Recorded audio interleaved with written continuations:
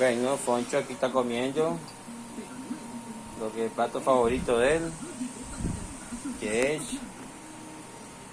frijol, sopa de frijoles con arroz.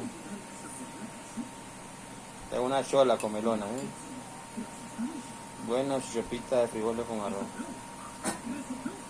¿Qué fue? Poncho. Poncho. ¿Por qué eres oído?